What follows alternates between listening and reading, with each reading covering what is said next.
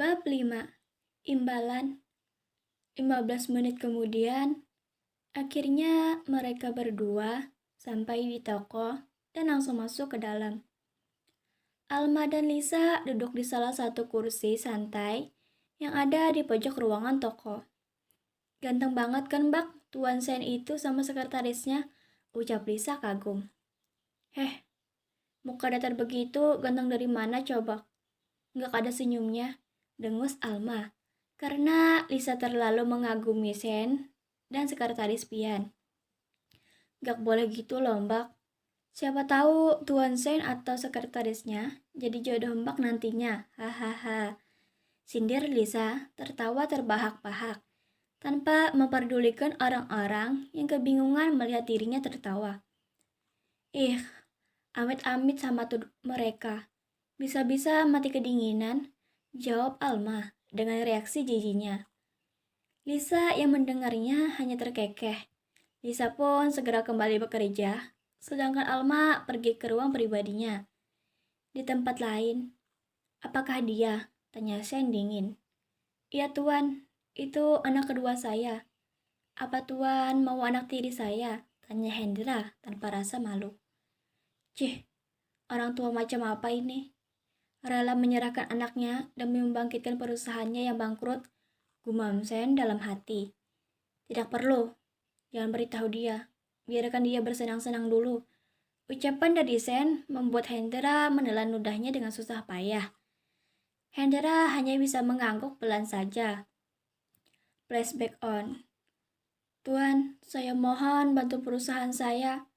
Apapun imbalannya akan saya lakukan, ucap Hendra sambil memohon pada Sen. Apa kau punya anak perempuan? Tanya Sen datar. Sekretaris Pian Hendra terkejut saat mendengar pertanyaan itu.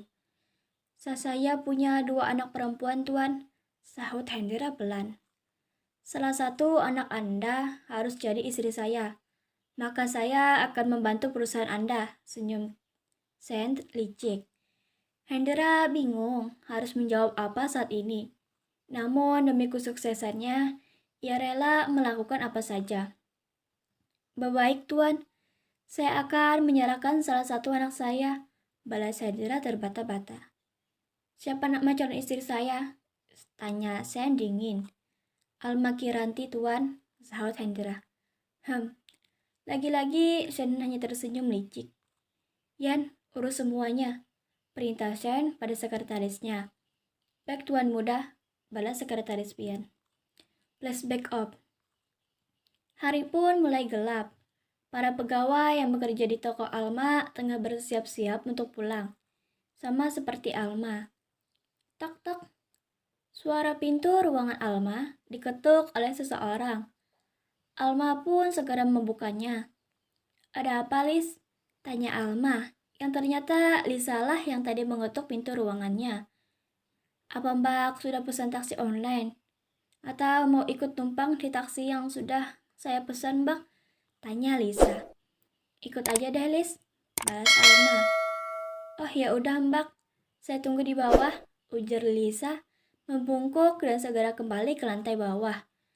Alma merapikan meja kerjanya terlebih dulu. Alma bergegas turun setelah selesai merapikan mejanya. Apa mereka sudah pulang semuanya? Tanya Alma, sambil melirik ke setiap ruangan yang ada di toko itu. Sudah, Mbak? Alma berjalan keluar, mendahului Lisa. Keduanya segera masuk ke dalam taksi. 15 menit kemudian, taksi yang ditumpangi Alma dan Lisa baru saja tiba di halaman rumah Alma. Selamat malam, Mbak, ujar Lisa dari dalam taksi. Sedangkan Alma sudah berada di luar. Udah sana pulang, jangan lupa mandi, kekeh Alma menyindir. Cih, emang yang ngomongnya udah mandi tuh, sindir Lisa yang tak mau kalah. Udah sana pulang, usir Alma, seraya tertawa. Setelah taksi yang ditumpangi Lisa pergi, Alma segera masuk ke dalam rumah. Alma langsung menuju kamarnya dan berjalan ke arah kamar mandi.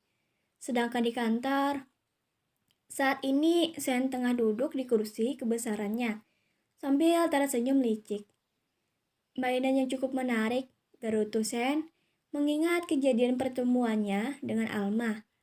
Sekretaris Pian yang mendengarnya hanya bisa diam, sambil memikirkan nasib calon nona mudanya nanti. Ya, siapa lagi kalau bukan Alma? Saya mau pulang, ucapnya, seraya membenarkan jas yang tengah ia kenakan.